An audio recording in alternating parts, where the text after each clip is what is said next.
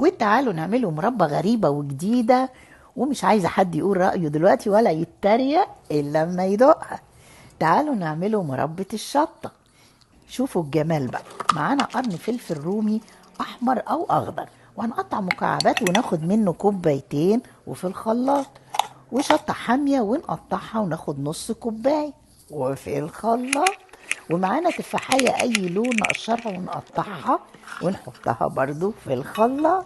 ومعانا نص كوباية خل أبيض أو خل التفاح، ونضربهم كويس وفي حلة وعلى البوتاجاز وعلى نار واطية ونقلبها. ومعانا كوبايتين سكر ناخد نص الكمية ونقلبه.